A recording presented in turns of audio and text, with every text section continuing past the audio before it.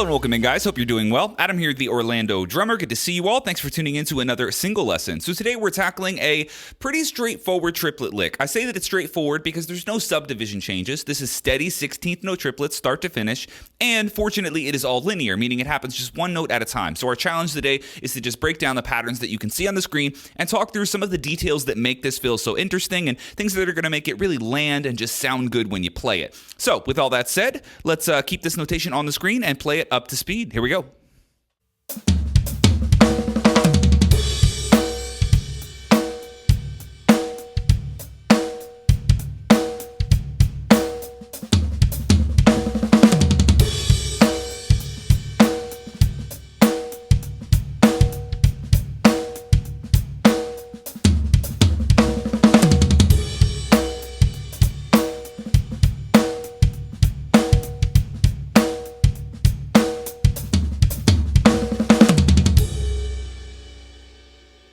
So a little bit less is going on than you might think. And to explain that, we just need to look at the first half of this measure. So we're playing the same 6-note pattern in beat 1 as we're playing inside of beat 2. And the orchestration is the same. So think of it as though if you learn these first 6 notes, you've already technically learned half of the measure. So the pattern here is right, left, kick. And we just want to play that kick and snare and get used to the pattern. I'm giving a little bit of volume to the right hands, not necessarily accenting them, but just a little bit louder. And the left hands are going to be ghosted almost throughout this entire measure, but especially so in these first 2 beats of music. So just our first pattern of 6, right, left, kick. Let's just loop that and get a feel for it.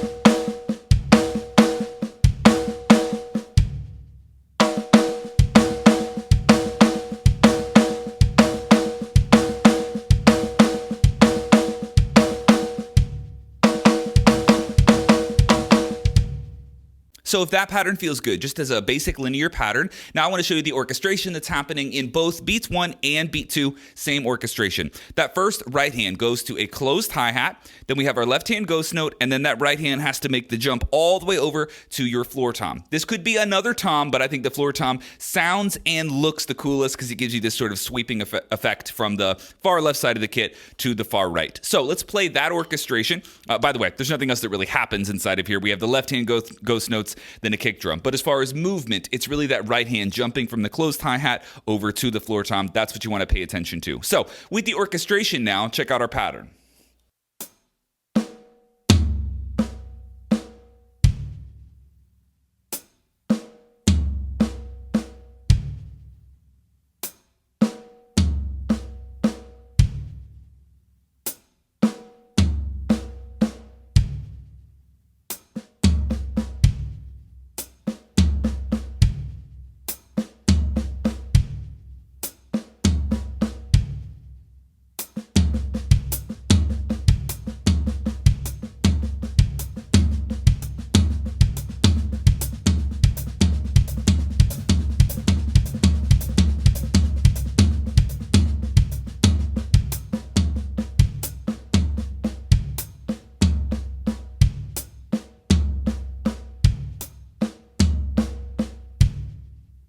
So that is already 50% of the measure that you can see on the screen. So now let's talk about what's happening inside of beat 3. So beat 3 is just a 6-stroke roll, but it's not a totally normal 6-stroke roll.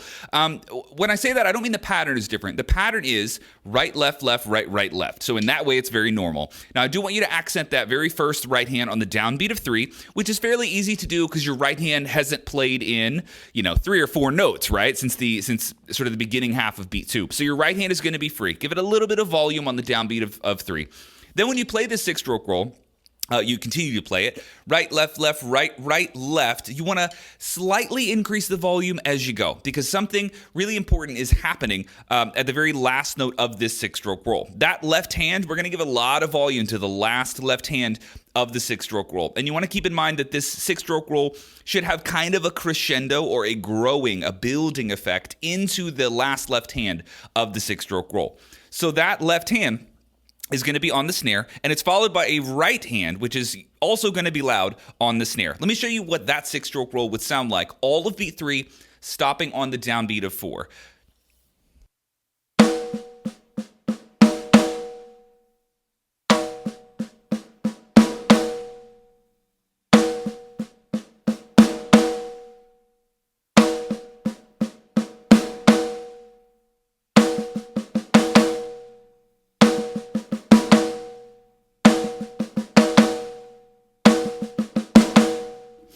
Notice that subtle building that's happening there. It's not extreme, but it's a texture that is something you should put a little bit of focus on.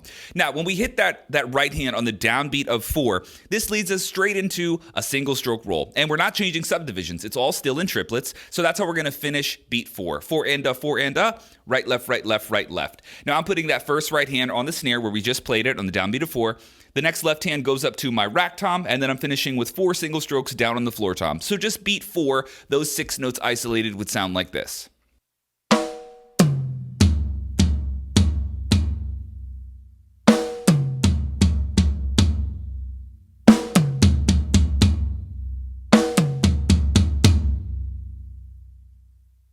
Now let's play beats 3 and 4 together because I want you to see how this 6-stroke roll takes us into the single strokes that finish out the fill. So the last half of this measure, those notes would sound like this.